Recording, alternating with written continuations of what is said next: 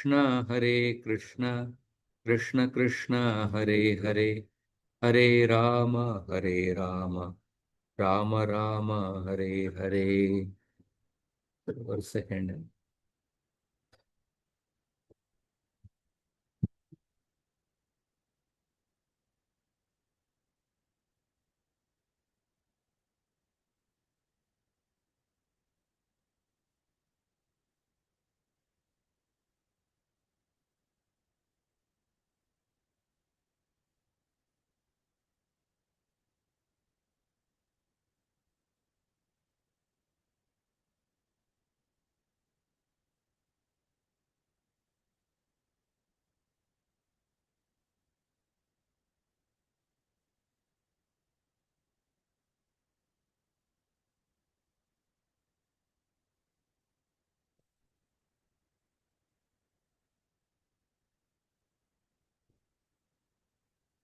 हरे कृष्ण.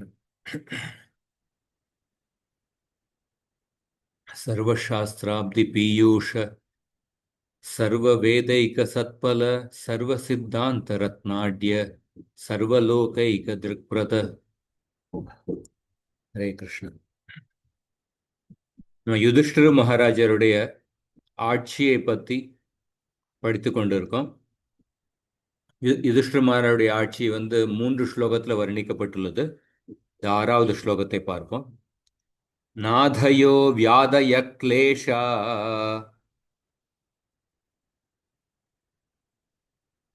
नातयो हरे कृष्ण प्रभु नातयो व्यातय क्लेशा दैव भूतात्म हेतवः दैव भूतात्महेतवः अजातशत्रा बभवन् अजातशत्राव अपवन् जन्तूनां राज्ञि कर्हिचित्.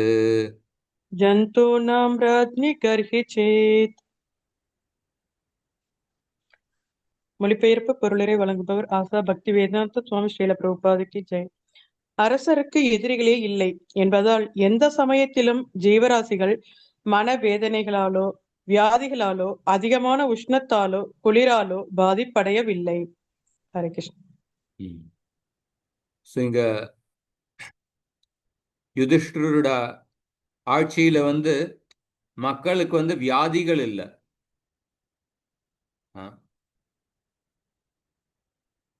நாதயோ வியாதய கிளேஷா.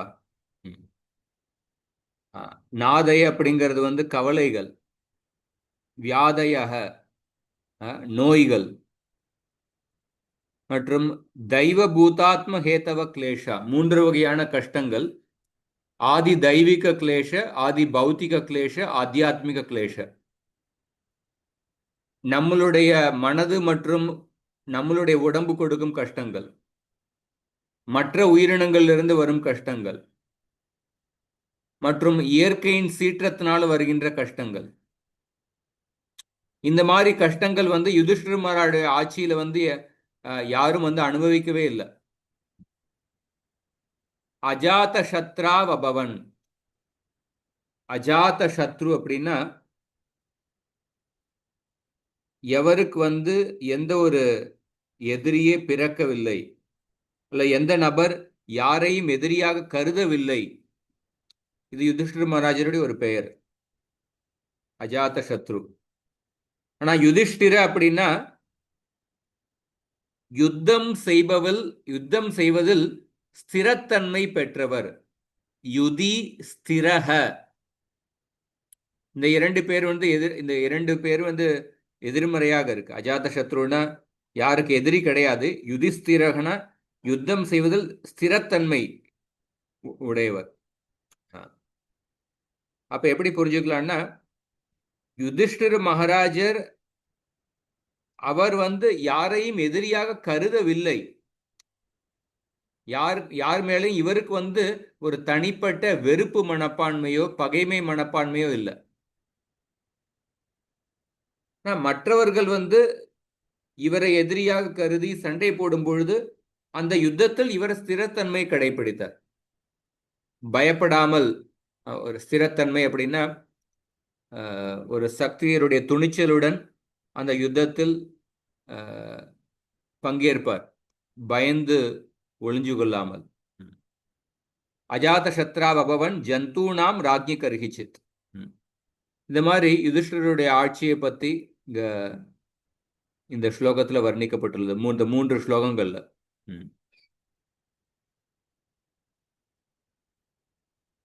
இந்த இடத்துலயும் பிரபுபாதர் அஜாத சத்ரு இந்த வாக்கியத்தை பத்தி சொல்றார். இந்த இந்த கலியுகத்துல வந்து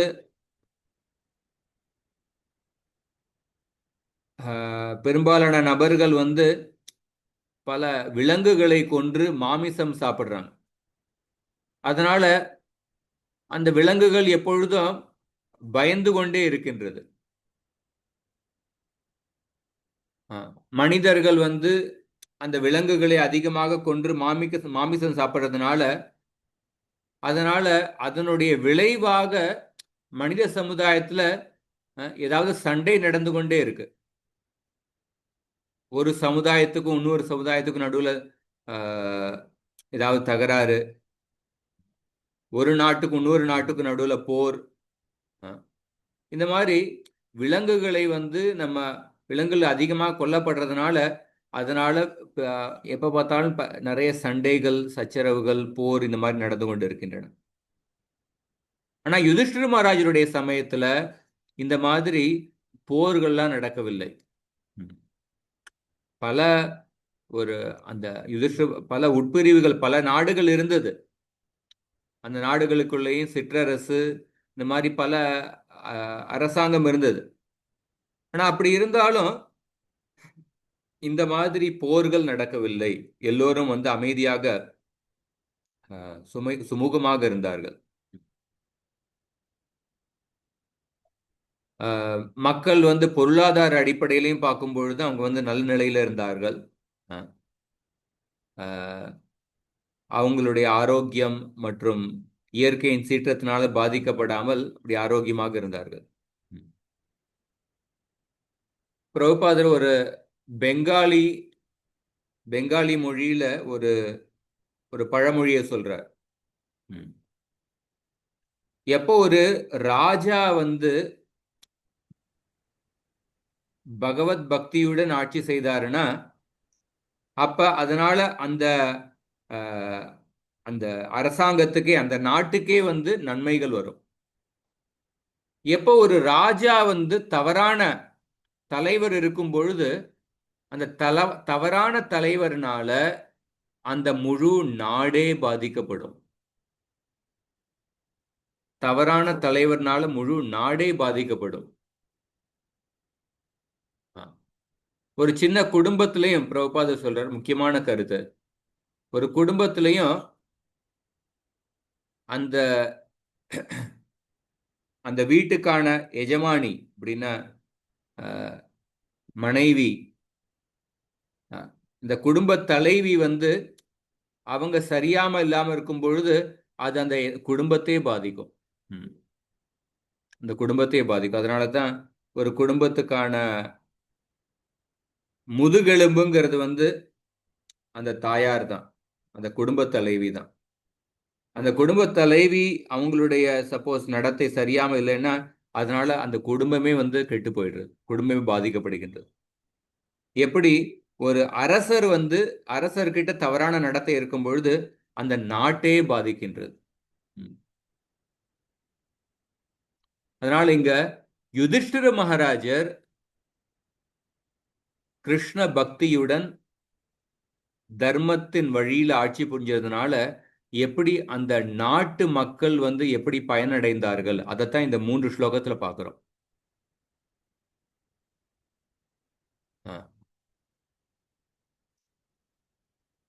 அதுக்கப்புறம் அதனால ஒவ்வொருத்தரும் வந்து பகவத் பக்தியை கடைபிடித்து தர்மத்தின் வழியில பின்பற்றினாங்கன்னா அப்ப வந்து அந்த நபர் வந்து அவருக்கு கீழே இருக்கிற எல்லா நபர்களையும் வந்து மகிழ்ச்சியோடு வைத்துக் கொள்ள முடியும். ஒரு மனிதன் வந்து பகவானுடைய, கிருஷ்ணருடைய சாஸ்திரங்களை புரிந்து கொண்டு கிருஷ்ணருடைய இச்சைக்கு வந்து அவர் வந்து ஒத்துழைப்பு கொடுக்க வேண்டும். பகவான் ஏன் இந்த உலகத்தை சிருஷ்டி செய்திருக்கின்றார், இது பகவானுடைய எண்ணங்களை புரிந்து கொண்டு அதற்கேற்றபடி ஒத்துழைப்பு கொடுக்க வேண்டும். ஸோ யுதிஷ்டிர மகாராஜர் அப்படிப்பட்ட ராஜாவாக இருந்தார். அதனால அவர் வந்து தன்னுடைய ராஜ்யத்துல வந்து எல்லோருக்கும் மகிழ்ச்சி, அமைதி மற்றும் செல்வத்தை கொடுத்தார். ஆனா இந்த காலகட்டத்துல வந்து எல்லோரும் வந்து மற்றவங்களை ஏமாத்தி சூழ்ச்சி செய்து எப்படி நம்ம வந்து அதிகம் வந்து அனுபவிக்கலாம், எப்படி அதிகம் மற்றவங்களுடைய செல்வத்தை அபகரிக்கலாம், அந்த எக்ஸ்ப்ளாய்டிங் ஆட்டிடியூட், ஜட இயற்கை வந்து எப்படி நம்ம அதிகமாக ஜட இயற்கையிலிருந்து நம்ம வந்து வாழ்க்கைக்கு அதிகமாக அனுபவிக்கலாம் அப்படிங்கிற அந்த கண்ணோட்டத்தில் பார்க்கறதுனால அதன் இந்த இந்த காலகட்டத்தில் எல்லோரும் வந்து பலவிதமான கஷ்டங்களை அனுபவித்துக் கொண்டு இருக்கின்றார்கள். அதனால் இந்த 3 ஸ்லோகங்கள் யுதிஷ்டிர மகாராஜருடைய ஆட்சியை பற்றி பார்க்கும் பொழுது இதற்கான ஒரு முக்கியமான காரணம் என்னன்னா, அந்த நாட்டை ஆளும் அரசர் அவருடைய நடத்தை, அவருடைய குணங்கள், அவருடைய சிந்தனைகள் எப்படி இருந்தது யுதிஷ்டிர மகாராஜ். அப்ப சப்போஸ் ஒரு தலைவரே ஒரு நாஸ்திகவாதியாக இருக்கும் பொழுது, தமிழ்நாட்டிலையும் பார்த்தீங்கன்னா இந்த மாதிரிதான், ஒரு மாநிலத்தை ஆளும் ஒரு தலைவரே நாஸ்திகவாதியா இருந்தாங்கன்னா, தலைவரே சனாதன தர்மம் வந்து அழிக்கப்பட வேண்டும் அப்படின்னு சொன்னாங்கன்னா, அப்ப அந்த நாட்டு மக்களினுடைய கதி என்ன நினைச்சு பாருங்க. கட்டாயம் பலவிதமான கஷ்டங்கள் கட்டாயம் வரும், சந்தேகமே இல்லை. அதனால்தான் பிரபுபாதர் இந்த 3 ஸ்லோகத்துக்கு யுதிஷ்டிர மகாராஜருடைய ஆட்சியில வந்து எப்படி ஒரு வியாதிகள் எந்த விதமான கஷ்டங்களை அனுபவிக்கவே இல்லை, இந்த மாதிரி இயற்கையினுடைய வளங்கள்லாம் அவ்வளவு அதிகமாக எல்லோரும் வந்து அனுபவித்தார்கள். இதற்கான காரணம் என்னன்னா, அந்த நாட்டை ஆளும் நபர் யுதிஷ்டிரர். அவர் எப்படிப்பட்ட நபர், அஜாத சத்ரு, அந்த காரணத்தை வந்து சொல்றார். அதுக்கு அடுத்த ஸ்லோகம்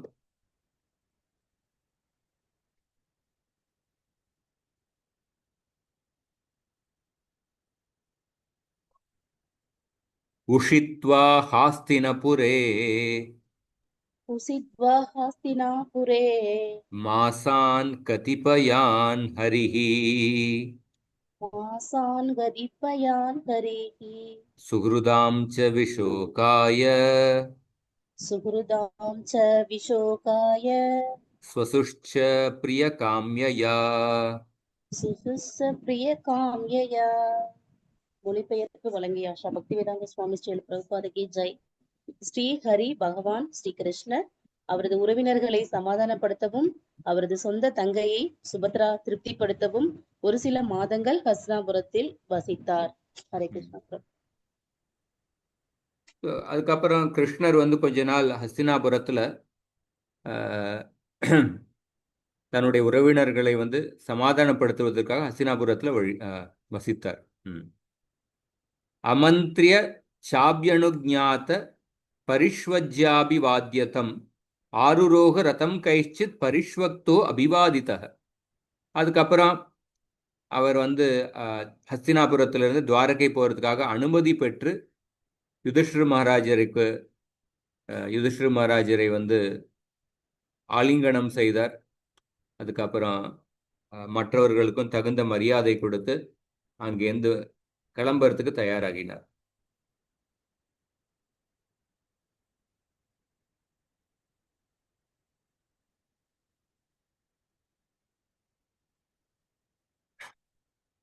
கிருஷ்ணர் வந்து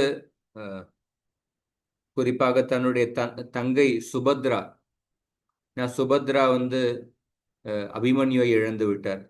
சுபத்ராவை சமாதானப்படுத்துவதற்காக மற்றும் உத்தராவை சமாதானப்படுத்துவதற்காக மற்ற உறவினர்களை சமாதானப்படுத்துறதுக்காக கொஞ்ச நாள் அங்கே இருந்தார். கிருஷ்ணர் பக்தர்களுக்கு வந்து மேல தன்னுடைய அதிக கருணையை காண்பிக்கின்றார். அதைத்தான் இங்க வந்து நம்ம பார்க்கிறோம்.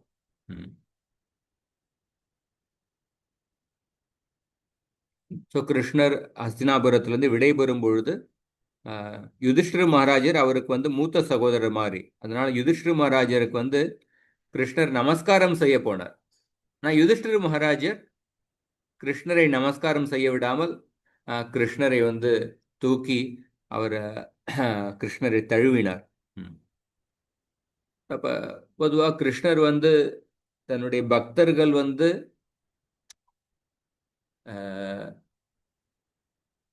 அவரே வந்து அந்த பக்தர்கள் அவருக்கு கீழே பார்க்கும் பொழுது அதனால கிருஷ்ணர் அதிக சந்தோஷப்படுகின்றார். அவருடைய பக்தர்கள் கிருஷ்ணரை வந்து ஒரு மகனாக நினைத்து கிருஷ்ணருக்கு வந்து தகுந்த பாடம் சொல்லி கொடுக்க விரும்புகிறாங்க. யசோதா வந்து கிருஷ்ணருக்கு வந்து வெண்ணெய் திருடுற அந்த புகாரெல்லாம் கேட்டதுக்கப்புறம் கிருஷ்ணருக்கு வந்து தகுந்த பாடம் சொல்லி கொடுக்கின்றார். சில கோபியர்கள் கிருஷ்ணரை வந்து திட்டுவார்கள். கிருஷ்ணர் அப்படிப்பட்ட லீலைகளை வந்து அதிக சந்தோஷம் அடைகின்றார். பக்தர்கள் எப்பொழுதும் பயபக்தியுடன் அவரை வணங்குவதை விட சில சமயம் பக்தர்கள் கிருஷ்ணரை வந்து தன்னுடைய நண்பராகவும் அல்லது தன்னுடைய மகனாகவோ அந்த மாதிரி கருதி கிருஷ்ணரை வந்து திட்டும் பொழுது பாடம் சொல்லிக் கொடுக்கும் பொழுது அதனால கிருஷ்ணர் வந்து இன்னும் அதிக சந்தோஷம் அடைகின்றார். அந்த மாதிரி கிருஷ்ணர் யுதிஷ்டிர மகாராஜருக்கு நமஸ்காரம் செய்ய போறார். ஆனால் யுதிஷ்டிர மகாராஜர் வந்து கிருஷ்ணரை வந்து நமஸ்காரம் செய்ய விடாமல் அவரை வந்து தழுவுகின்றார். பீமரையும் அர்ஜுனரையும் வந்து கிருஷ்ணர் தழுவுகின்றார். ஏன்னா பீமரும் அர்ஜுனரும் கிருஷ்ணருடைய சமமான வயதில் இருக்கிறாங்க. நகுலர் சகதேவர் கிருஷ்ணருக்கு நமஸ்காரம் செய்தனர். அதுக்கப்புறம் பார்த்தோன்னா 9:10 வந்து எப்படி பலவேறு சுபத்ரா, திரௌபதி, குந்தி, உத்தரா, காந்தாரி, திருத்ராஷ்டிரா, யுயுத்சு, கிருபாச்சாரிய, நகுலர், சகதேவர், பீமசேனர், திரௌமிய, சத்யவதி இவர்கள் எல்லோரும் கிருஷ்ணர் ஹஸ்தினாபுரத்தை விட்டு துவாரகைக்கு செல்லும் பொழுது அவர்கள் மயங்கி விழுந்தனர். அவர்களால கிருஷ்ணரை பிரிந்து வாழறதை பத்தி அவங்களால நினைத்து கூட பார்க்க முடியல. அதனால மயங்கி விழுந்தனர். இங்க வந்து பிரபுபாதர் எழுதுறார் எப்படி கிருஷ்ணர் வந்து எல்லா உயிரினங்களையும் கவருகின்ற, எல்லா பக்தர்களையும் கவருகின்ற அப்படிப்பட்ட மனப்பான்மை பெற்றுள்ளார். அதனால பக்தர்களால கிருஷ்ணர் பிரிந்து வாழ முடியல. அதனால அவங்க வந்து மயங்கி விழுகின்றனர். ஆனா பந்தப்பட்ட ஜீவாத்மா பகவானை மறந்து தொடக்கமற்ற காலத்திலிருந்து வாழ்ந்து கொண்டு இருக்கின்றார்.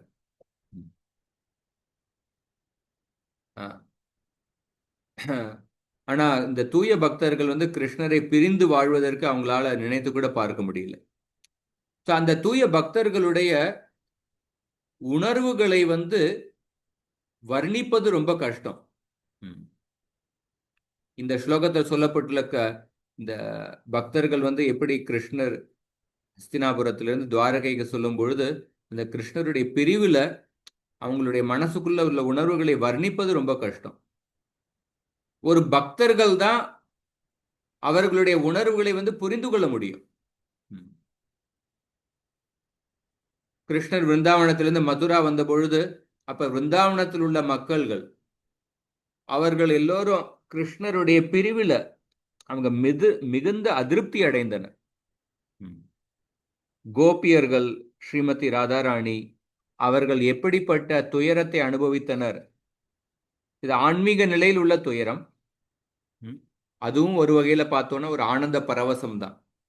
ஆனா ஆன்மீக நிலையில் உள்ள துயரம், தெய்வீகமான துயரம், இதை வர்ணிப்பது வந்து மிக கடினம். பிரபுபாதர் எழுதுறார், அதே விருந்தாவனத்தில் உள்ள மக்கள் வந்து பல வருடங்களுக்கு அப்புறம் கிருஷ்ணரை குருக்ஷேத்திரத்தில் சந்தித்தனர். 10வது ஸ்கந்தம் 82வது அத்தியாயத்துல 82, 83வது அத்தியாயத்துல குருக்ஷேத்திரத்துல ஒரு தடவை சூரிய கிரகணத்தை அனுஷ்டானம் செய்வதற்காக பல நாடுகள்ல இருந்து பல ஊர்ல இருந்து அந்த குருக்ஷேத்திரத்துக்கு வந்திருந்தார்கள். ம்.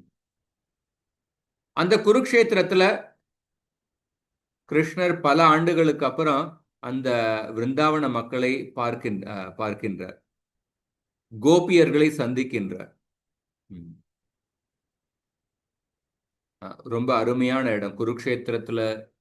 உங்களுக்கு போன வாய்ப்பு கிடைச்சதுன்னா கட்டாயம் போக வேண்டிய இடம். குருக்ஷேத்திரம் பகவத்கீதை போதிக்கப்பட்ட இடம் இருக்கு. பீஷ்ம தேவர் பாண்டவர்களுக்கு உபதேசம் செய்த அந்த இடம் இருக்கு. பரசுராமர் கௌரவர் க்ஷத்திரியர்களை கொன்றதுக்கு அப்புறம் அவர் பிராயச்சித்த இடம் செய்த இடம் சமந்த பஞ்சக் அந்த இடம் இருக்கு. கிருஷ்ணர் கோபியர்களை சந்தித்த இடம் பிரம்மகாட்னு நினைக்கிறேன். அந்த இடங்கள் ரொம்ப ரொம்ப முக்கியமான இடம். இஸ்கானும் ஒரு ஒரு மிக அருமையான கோயில் கட்டி முடிக்க போறாங்களோ இல்லை கட்டியாச்சோ என்ன, ஒரு பிரமாதமான கோயில் வந்துட்டு இருக்காங்க. குருக்ஷேத்திரம் கட்டாயம் ரொம்ப பார்க்க வேண்டிய இடம். அந்த குருக்ஷேத்திரத்துல கிருஷ்ணர் கோபியர்களை சந்திக்கின்றார்கள். அதெல்லாம் 10வது ஸ்கந்தம் 82 83 சொல்லப்பட்டிருக்கு. அப்ப அந்த கோபியர்கள் விருந்தாவன மக்கள் எப்படிப்பட்ட உணர்வுகளை அனுபவித்தனர் அதெல்லாம் கேட்பதற்கு வர்ணிப்பதற்கு அதெல்லாம் ரொம்ப கடினம். ஸோ இந்த மாதிரி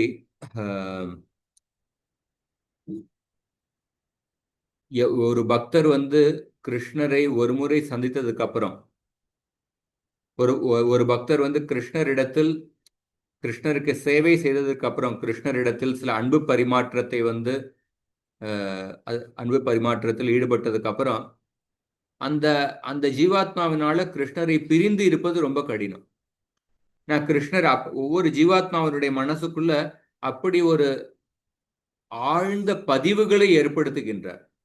அதனால அந்த ஜீவாத்மாவினால ஒரு முறை கிருஷ்ணரிடத்தில் சந்தித்ததுக்கு அப்புறம் தரிசனம் பண்ணதுக்கு அப்புறம் அன்பு பரிமாற்றத்தில் ஈடுபட்டதுக்கு அப்புறம் அவரை பிரிந்து இருப்பது அவ்வளவு கடினம்.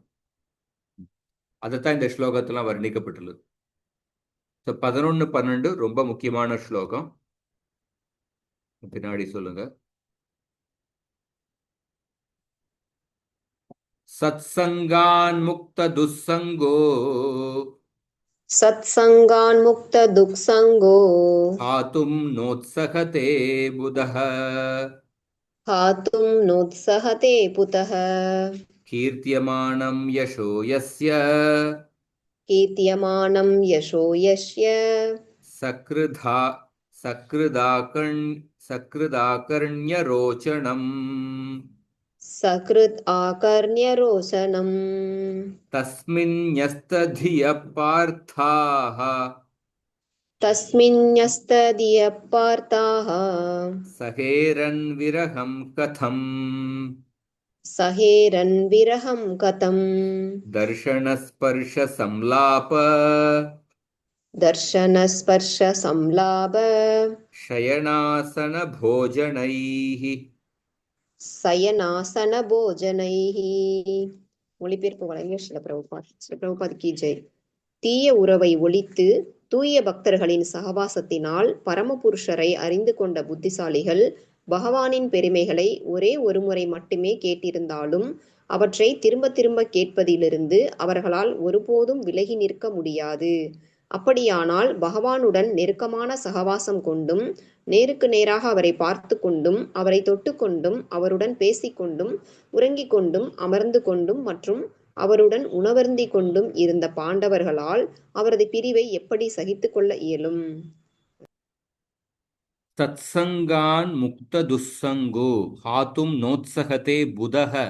புதக அப்படின்னா ஒரு புத்திசாலி மனிதன். முக்த துஸ்ஸங்கோ தவறான சகவாசத்திலிருந்து விடுபட்டு, சத்சங்கான் சாதுக்களுடைய சங்கத்தை பெற்று தவறான சங்கத்திலிருந்து விடுபட்டு சாதுக்களுடைய சங்கத்தை பெற்ற ஒரு புத்திசாலி மனிதன், அப்படிப்பட்ட புத்திசாலி மனிதன் ஒருபோதும் கீர்த்தியமானம் யசோயஸ்ய சக்ருதாகண்ய ரோச்சனம், ஒருபோதும் கிருஷ்ணருடைய தெய்வீகமான குணங்கள், மனதை கவருகின்ற கிருஷ்ணருடைய தெய்வீகமான குணங்களை ஒருபோதும் அவரால துறக்க முடியாது. கிருஷ்ணருடைய தெய்வீகமான மனதை கவருகின்ற குணங்கள், அதை ஒரு முறை கேட்டதுக்கு அப்புறமும் எந்த ஒரு புத்திசாலி மனிதனும் அந்த கிருஷ்ணருடைய தெய்வீகமான குணங்கள் நிறைந்த லீலைகளை அவரால் ஒருபோதும் துறக்கவே முடியாது. ஆத்தும் நோத்சகதே ந உத்சகதே. அப்படி இருக்கும் பொழுது பாண்டவர்கள் தஸ்மின் ஞஸ்ததிய பார்த்தாக,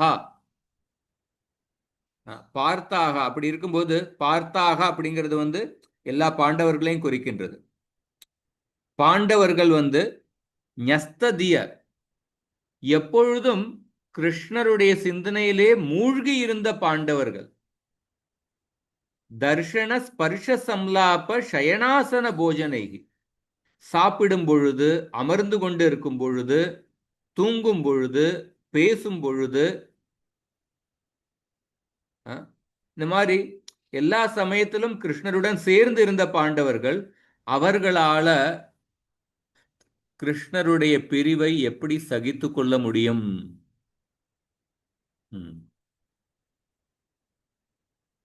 தவறான சங்கத்திலிருந்து விடுபட்டு சத்சங்கத்தை பெற்ற ஒரு புத்திசாலி மனிதன் ஒரு முறை கிருஷ்ணருடைய குணங்களை கேட்டதுக்கு அப்புறமும் அவரால அந்த கிருஷ்ணருடைய குணங்களை கேட்காமல் இருக்க முடியாது. அப்படி இருக்கும் பொழுது பாண்டவர்கள் 24 மணி நேரமும் கிருஷ்ணருடைய சங்கத்தில் இருந்த பாண்டவர்கள் அவர்களால எப்படி கிருஷ்ணருடைய பிரிவை சகித்துக் கொள்ள முடியும்? ரொம்ப முக்கியமான ஸ்லோகம். ஒரு புத்திசாலி மனிதன் தவறான சங்கத்தை கைவிட்டு விட்டு அவர் சத்சங்கத்தை எடுத்துக்கொள்கின்றார். அதுதான் புத்திசாலி மனிதனுடைய சுபாவம், அதுதான் புத்திசாலி மனிதனுடைய அறிகுறி.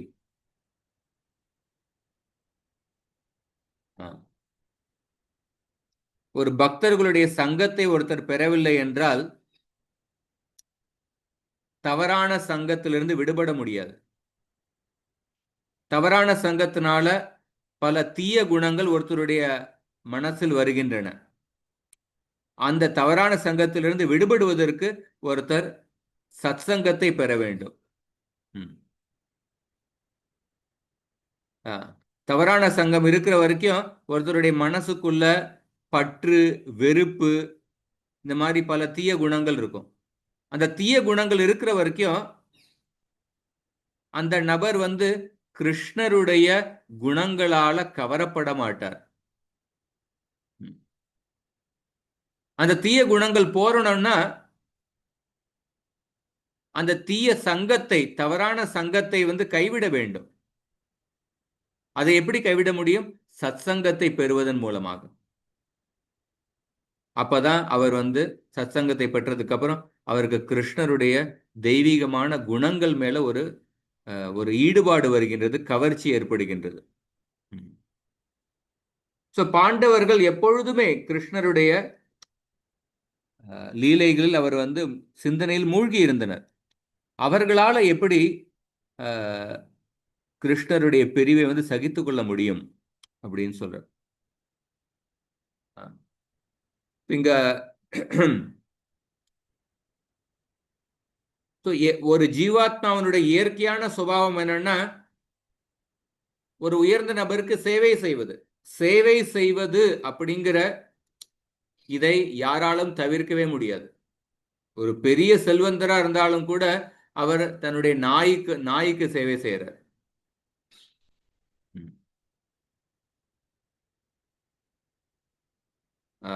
ஒருத்தர் இந்த பந்தப்பட்ட ஜீவாத்மா புலன்களுக்கு சேவை செய்கின்றார்.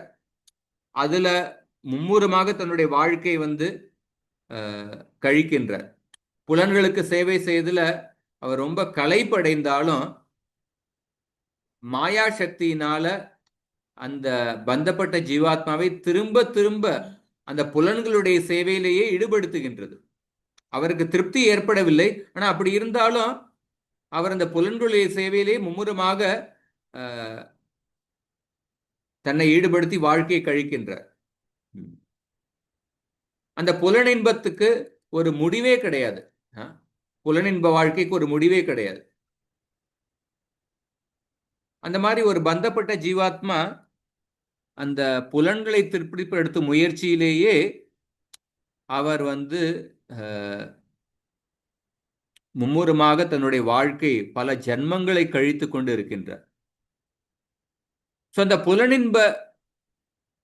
புலன்களை திருப்திப்படுத்தும் அந்த முயற்சியிலிருந்து எப்படி வெளியில வர முடியும்னா ஒரு சத்சங்கத்தின் மூலமாகத்தான், பக்தர்களுடைய சங்கத்தின் மூலமாகத்தான்.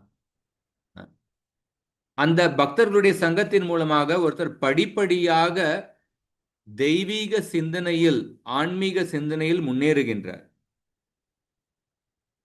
அப்ப முன்னேறும் பொழுது அப்ப அவருக்கு வந்து புரிய ஆரம்பிக்கின்றது, என்னுடைய நித்தியமான சொரூபம் என்னன்னா பகவானுக்கு சேவை செய்வது. இந்த புலன்களுக்கு சேவை செய்வது என்னுடைய சொரூபம் கிடையாது. பகவானுக்கு சேவை செய்வதுதான் என்னுடைய நித்தியமான சொரூபம். அது அவருக்கு புரிய ஆரம்பிக்கின்றது. அப்ப அவருக்கு இந்த மாதிரி உடம்பு சம்பந்தமான உறவுகள் இதெல்லாம்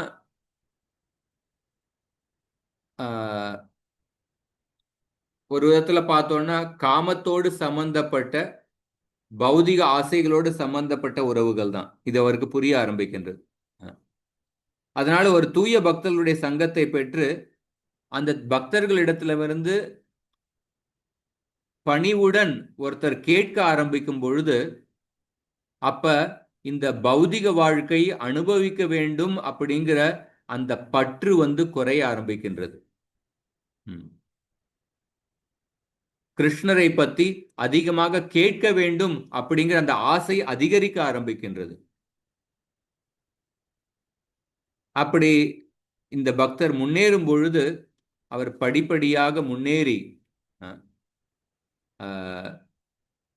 அவர் பக்தியில முன்னேற ஆரம்பிக்கின்றார்.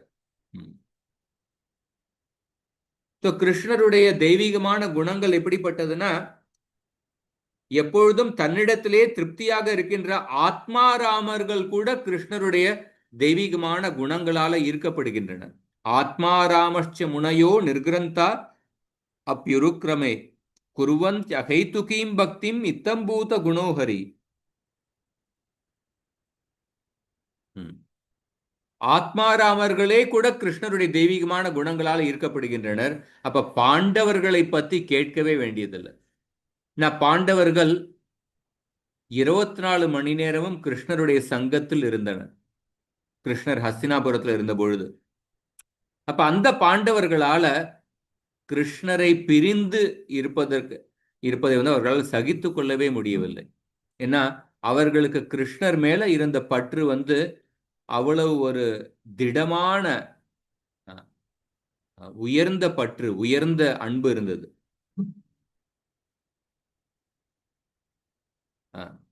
ஒரு தூய பக்தர் கிருஷ்ணருடைய நாமங்கள், புகழ், குணங்கள், லீலைகளை அவர் நினைத்து கொண்டிருப்பதனால அவர் இந்த உலகத்தோடு சம்பந்தப்பட்ட உலக விஷயங்களை முற்றிலுமாக மறந்து விடுகின்றார்.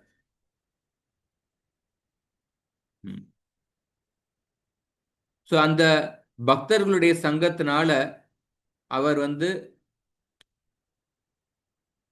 ஒரு பக்தர்களுடைய சங்கத்தின் மூலமாக ஒரு ஒரு ஒரு ஜீவாத்மா கிருஷ்ணருடைய நேரடியான சங்கத்தையே அனுபவிக்க ஆரம்பிக்கின்றார்.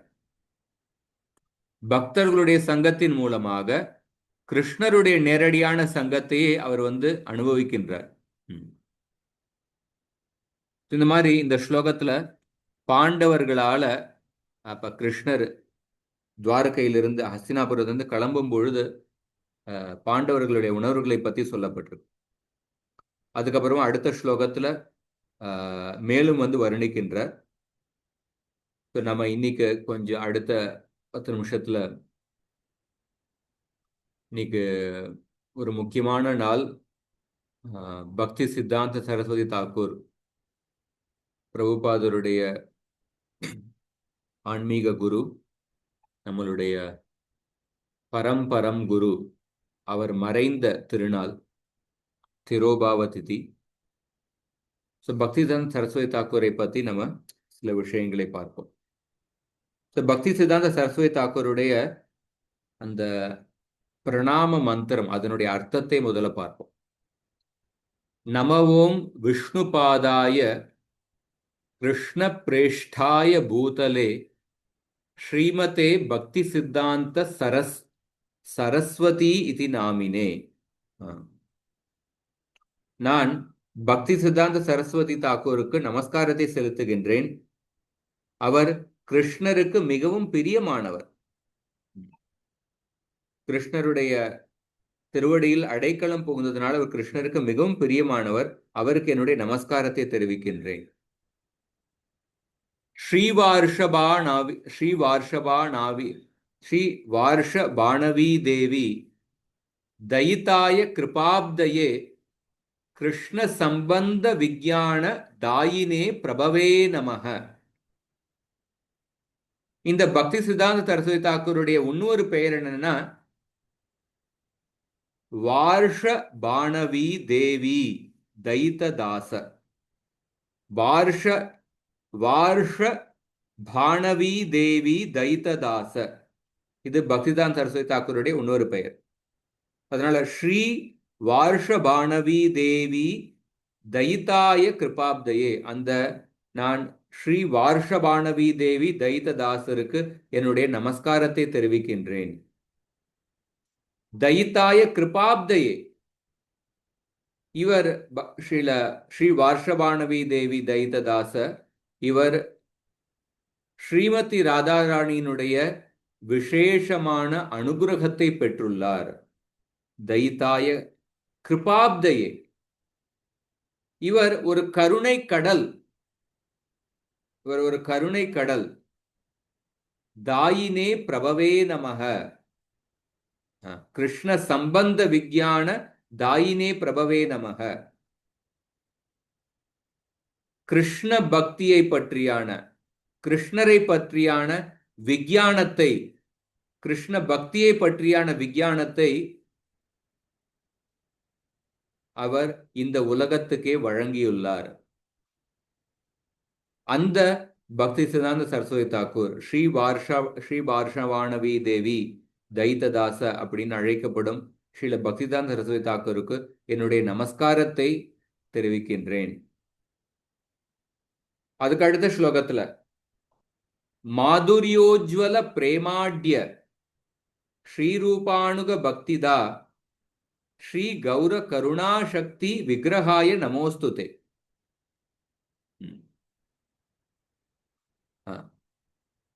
நான் இந்த பக்திதான் சரஸ்வதி தாக்கூருக்கு என்னுடைய நமஸ்காரத்தை தெரிவிக்கின்றேன். இவர் ஸ்ரீ கௌர கருணாசக்தி. இவர் சைத்தன்ய மகாபிரபுவினுடைய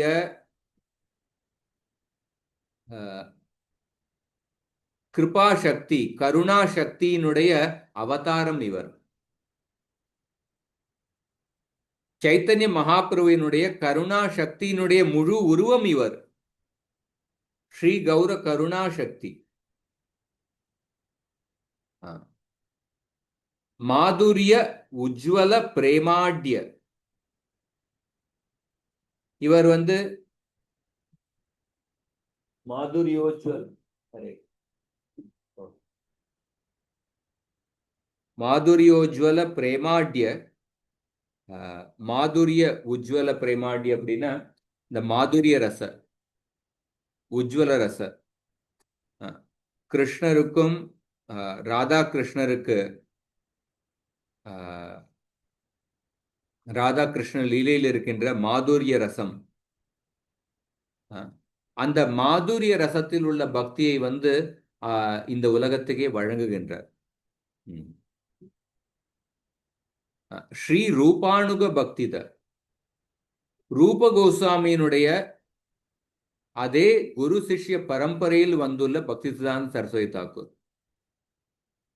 அவருக்கு என்னுடைய நமஸ்காரத்தை தெரிவிக்கின்றேன். நமஸ்தே கௌரவாணி ஸ்ரீமூர்த்தையே தீனதாரிணே ரூபானுக விருத்த அபசித்தாந்த துவாந்தஹாரிணே.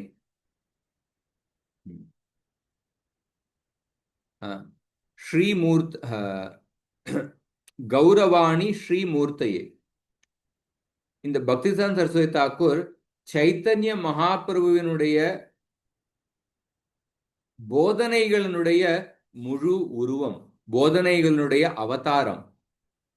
சைத்தன்ய மகாபிரபுவினுடைய போதனைகளினுடைய முழு ஸ்வரூபம் இவர். ஸ்ரீமூர்த்தையே தீனதாரிணே. தீனதாரிணே அப்படின்னு பார்க்கும் பொழுது மிக தாழ்ந்த ஜீவாத்மாக்களுக்கு அவர்களையும் இந்த சம்சாரத்திலிருந்து விடுபட வைத்து கிருஷ்ண பக்தியை வழங்குவதற்காக அவர்கள் மேலேயும் இவர் வந்து கருணை காண்பிக்கின்றார். தீனதாரிணே ரூபானுக விருத்த அபசித்தாந்த துவாந்தஹாரிணே. ஸ்ரீல ரூப கோஸ்வாமி சைத்தன்ய மகாபிரபுவினுடைய பிரதானமான சிஷ்யரான ரூப கோஸ்வாமி, இந்த கௌடிய வைஷ்ணவ சம்பிரதாயத்தில் உள்ள எல்லோரையும் ரூபானுக அப்படின்னு அழைக்கின்றோம். ரூப கோஸ்வாமியினுடைய அடிச்சுவடுகளை பின்பற்றுபவர்கள். பக்திசித்தாந்த சரஸ்வதி தாக்கூர் ஸ்ரீல ரூப கோஸ்வாமி கொடுத்த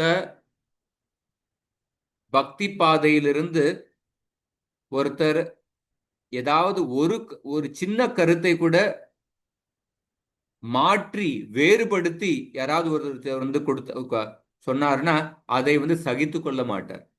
அப்படி ரூப கோஸ்வாமியின் மேல அவருக்கு வந்து அவ்வளவு ஒரு ஆழ்ந்த விசுவாசம். ரூப கோஸ்வாமி கொடுத்த பக்தி பாதையிலிருந்து ஒரு சின்ன வேறுபட்ட கருத்தை கூட அவர் வந்து ஏற்றுக்கொள்ள மாட்டார். ரூபானுக விருத்தாப சித்தாந்த துவாந்தஹாரிணே.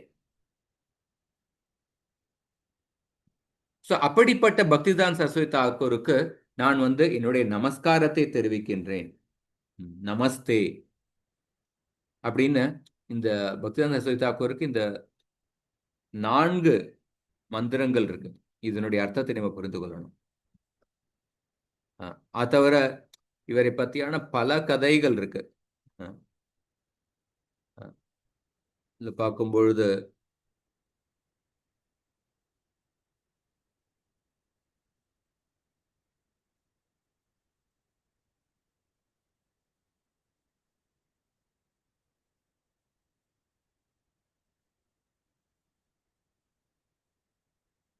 பக்திசித்தாந்த சரஸ்வதி தாக்கூர் வந்து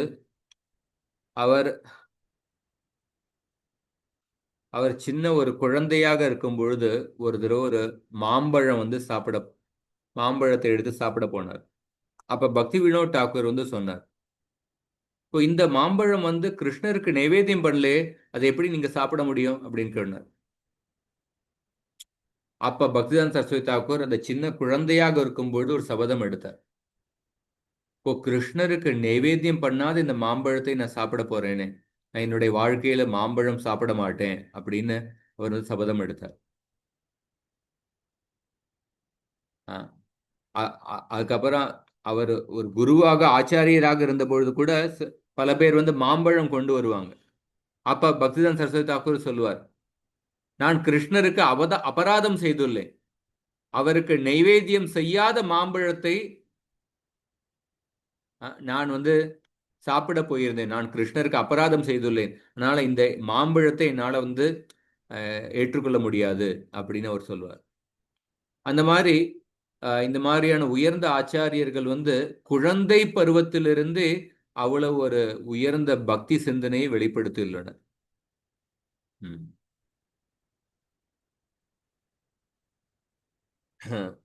ஸோ பக்திதான் சரஸ்வதி தாக்கூர் அவர் ஒரு உயர்ந்த பண்டிதராகவும் இருந்தார். அவர் சமஸ்கிருத இலக்கணம் வந்து பிரபுபாதர் சொல்றார் 12 வருடம் ஆகும் அதை வந்து சரியாக படிப்பதற்கு. ஆனா பக்திதான் சரஸ்வதி தாக்கூர் வந்து 3 மாதங்களில் அந்த சமஸ்கிருத இலக்கணத்தை வந்து கரைத்து குடித்து விட்டார்.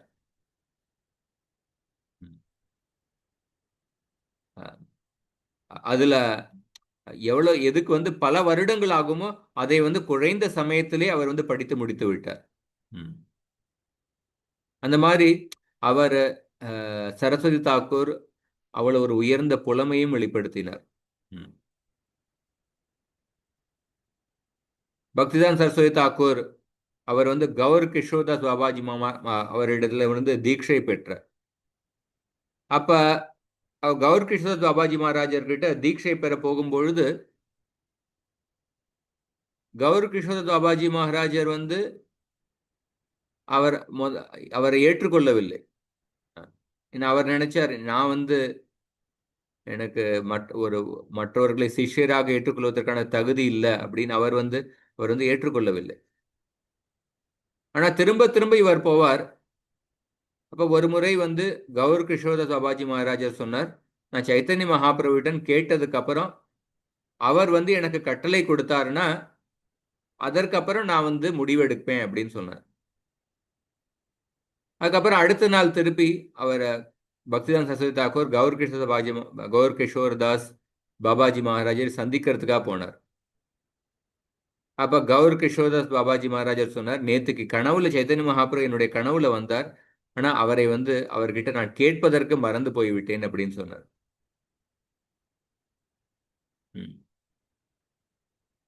ஆனா பக்திதான் சரஸ்வதி தாக்கூர் வந்து கௌர் கிஷோர்தாஸ் பாபாஜி மகாராஜிடத்திலிருந்து தீட்சை பெறுவதற்கு அவ்வளவு ஆர்வமுடன் இருந்தார். இதுல பார்க்கும்பொழுது பக்தி சித்தாந்த சரஸ்வதி தாக்கூர் வந்து அவ்வளவு ஒரு உயர்ந்த பண்டிதர், சமஸ்கிருத வியாக்கரணத்தை சில மாதங்களிலேயே கரைத்து குடித்து விட்டார். ஆனால் கௌர கிஷோரதாஸ் பாபாஜி மகாராஜ் அவர் வந்து அவருக்கு எழுத படிக்கவே தெரியாது, சமஸ்கிருதம் எல்லாம் அதை பத்தி கேட்கவே வேண்டியதில்லை. ஆனா கௌர கிஷோர்தாஸ் பாபாஜி மகாராஜ் இடத்திலிருந்து தீட்சை பெறுவதற்கு இவர் அவ்வளவு ஆர்வமுடன் இருந்தார். அப்ப பக்திதான் சரஸ்வதி தாக்கூர் வந்து ஏன் இவரிடத்தில் தீட்சை பெற விரும்பினார்? ஏன்னா கௌர கிஷோர்தாஸ் பாபாஜி மகாராஜிடத்தில் அவரிடத்தில் அந்த உயர்ந்த பக்தியை பார்த்தார். சைத்தன்ய மகாபிரபு பஞ்ச தத்துவத்தின் மேல இருந்த உயர்ந்த பக்தியை பார்த்தார், கிருஷ்ண பக்தியை பார்த்தார், வெறும் புலமையை பார்க்கவில்லை. அப்ப பார்க்கும்பொழுது பொதுவாக ஒரு படித்த மேதை படிக்காத நபரை விட உயர்ந்தவர் அப்படின்னு நம்ம பொதுவான ஏற்றத்தாழ்வு இதே சொல்றோம். ஆனா பக்தி வரும்பொழுது படிக்காத நபர்கிட்ட, புலமை இல்லாத நபர்கிட்ட கிருஷ்ண பக்தி இருந்ததுன்னா அந்த நபர் வந்து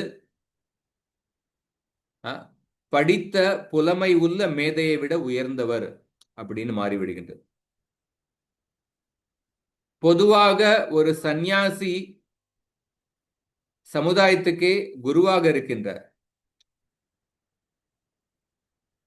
கிரகஸ்தரை விட உயர்ந்தவர் அப்படின்னு சொல்லலாம். அதனால ஒரு சன்னியாசிக்கு எல்லோரும் நம்ம வந்து வணங்குகின்றோம் ஒரு துறவியை. ஆனா ஒரு இல்லற வாழ்க்கையில் இருக்கின்ற நபர்கிட்ட உயர்ந்த கிருஷ்ண பக்தி இருந்ததுன்னா அவர் வந்து சன்னியாசியை விட உயர்ந்தவர். அதனாலதான் சைத்தன்ய மகாபிரபு வந்து சார்வபௌம பட்டாச்சாரியர்கிட்ட போய் அவர் வந்து ஆசீர்வாதம் கேட்டார். நான் தென்னிந்திய யாத்திரைக்கு செல்ல போகின்றேன், எனக்கு அனுமதி கொடுத்து ஆசீர்வாதம் கொடுங்கள் அப்படின்னு கேட்டார்.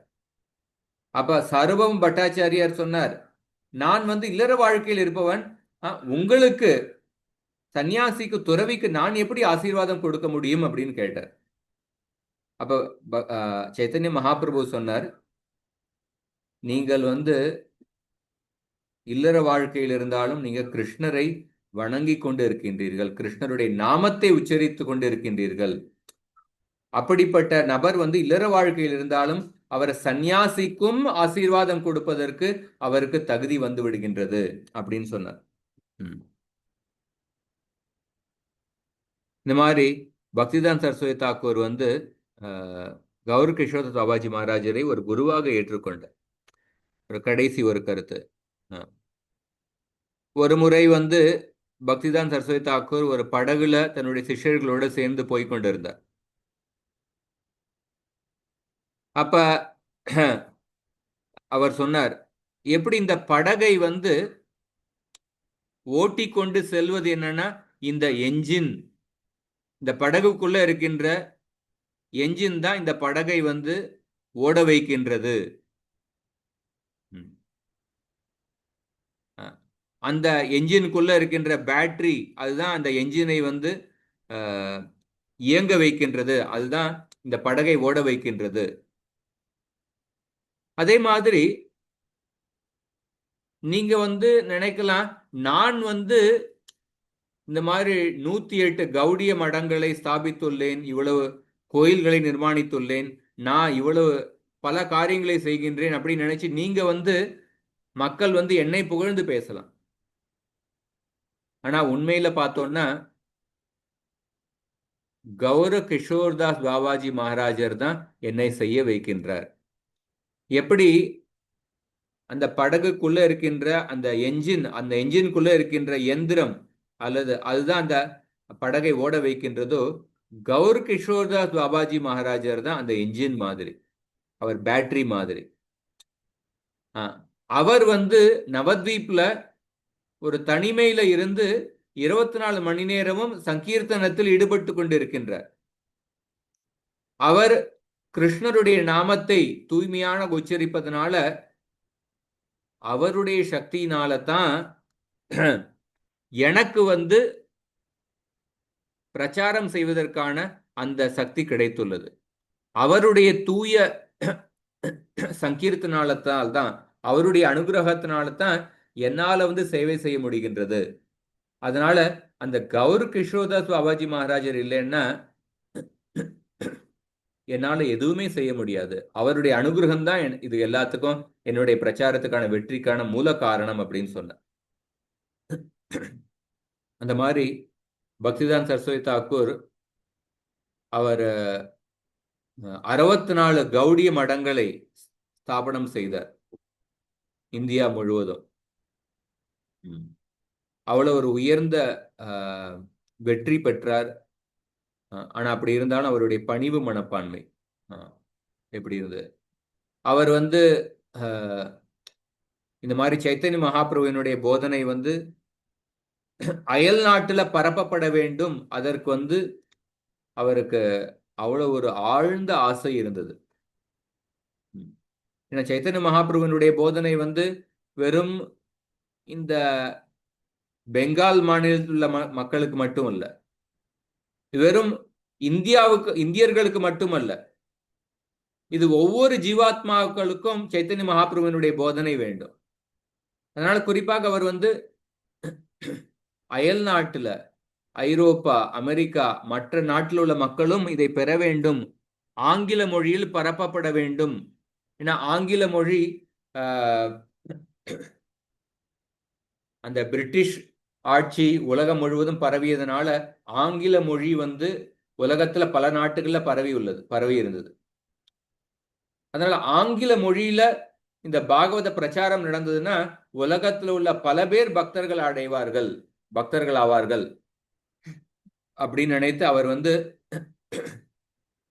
பல முறை வலியுறுத்துவார், பல சிஷ்யர்களையும் அனுப்பினார். அதாவது ஸ்ரீல பிரபுபாதரை முதலில் சந்தித்த பொழுதே அவர் சொன்னார், ஓ நீங்கள் படித்தவர், நீங்கள் சைத்தன்ய மகாபிரபுவினுடைய போதனை ஆங்கில மொழியில் பரப்ப வேண்டும் அப்படின்னு முதல் சந்திப்பிலேயே சொன்னார். அப்ப பிரபுபாதர் வந்து சொன்னார், இப்ப இந்தியா சுதந்திரமே அடையவில்லையே, முதல்ல சுதந்திரம் அடைஞ்சதுக்கு அப்புறம் தான் இதை பத்திலாம் நம்ம வந்து சிந்திக்க முடியும் அப்படின்னு பிரபுபாதர் வந்து அதுக்கு ஆட்சேபம் தெரிவித்தார். பக்திதான் சரஸ்வதி தாக்கூர் சொன்னார், அவர் சொன்னார், இந்த மாதிரி ஆட்சிகள் மாறலாம். இப்ப பிரிட்டிஷ்காரங்க ஆட்சி செய்கின்றார்கள், அதுக்கப்புறம் சுதந்திரம் அடையலாம், இந்தியர்களே ஆட்சி செய்யலாம். இந்த மாதிரியான அரசியல் ரீதியான ஆட்சிகள் இது வந்து மாறிக்கொண்டே இருக்கும். இது வந்து ஒரு நிலையற்றது. ஆனா கிருஷ்ண பக்தி வந்து இந்த அரசியல் ஆட்சி மாறுவதற்காக நம்ம கிருஷ்ண பக்தியை பரப்புவது வந்து இதற்காக நம்ம வந்து காத்து கொண்டிருக்க கூடாது. கிருஷ்ண பக்தி இந்த உலகத்தில் உள்ள எல்லோருக்கும் மிக அவசரமான தேவை, மிக முக்கியமான தேவை. இதை கொடுப்பதற்கு வந்து இந்த உலகத்தில் உள்ள ஆட்சிகள் மாற வேண்டும் அல்லது வேற சூழ்நிலை மாற வேண்டும் அப்படின்னு நினைத்து அதற்காக நம்ம வந்து பொறுத்து கொண்டு இருக்க முடியாது. அது மாறினதுக்கு அப்புறம் நம்ம வந்து பிரச்சாரத்தை ஆரம்பிப்போம் அப்படின்னு நம்ம வந்து நினைத்து கொண்டு இருக்கக்கூடாது. ஏன்னா கிருஷ்ண பக்தி எல்லோருக்கும் கொடுக்க வேண்டிய, எல்லோரும் பெற வேண்டியது, இது மிக மிக அவசரமான தேவை அப்படின்னு சொல்லி பக்திதான் சரஸ்வதி தாக்கூர் ஸ்ரீல பிரபுபாதருக்கு அறிவுரை கொடுக்கிறார். பிரபுபாதர் பல முறை வந்து சொல்லுவார், நான் வந்து என்னுடைய குரு மகாராஜனால தோற்கடிக்கப்பட்டேன் அப்படின்னு பெருமையுடன் சொல்லுவார். நான் வந்து சுதந்திரம் அடைஞ்சதுக்கு அப்புறம் தான் பக்தி பிரச்சாரத்தை ஆரம்பிக்கணும் அப்படின்னு அந்த மாதிரி கருத்தை வைத்துக் கொண்டிருந்தேன்.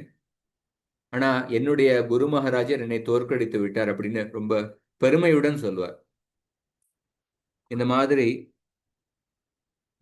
பல அருமையான கதைகள் அவருடைய போதனைகள்லாம் இருக்கு. நம்ம சில கருத்துக்களை இன்னைக்கு வந்து நம்ம பார்த்தோம். ஹரே கிருஷ்ணன்.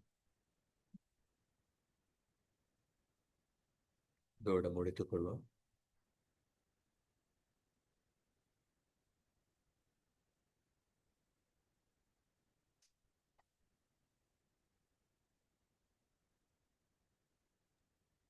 ஹரே கிருஷ்ணன் பிரபு. இன்னைக்கு பாகவதம் கிளாஸோட எங்களுக்கு அமிர்தத்திலேயே அமிர்தம் கிடைக்கூடதால கிடைக்கிற மாதிரி பரவாயில்ல.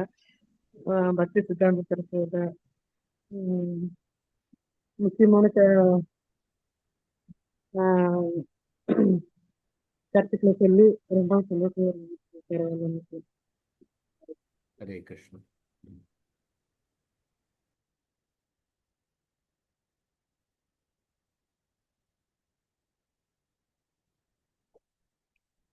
சரி, முடித்துக் கொள்வோம். அடுத்த வாரம் பார்க்கலாம். ग्रंथराज श्रीमद् भागवतम की जय, श्रील प्रभुपाद की जय, गौर भक्त वृंद की जय. हरे कृष्ण.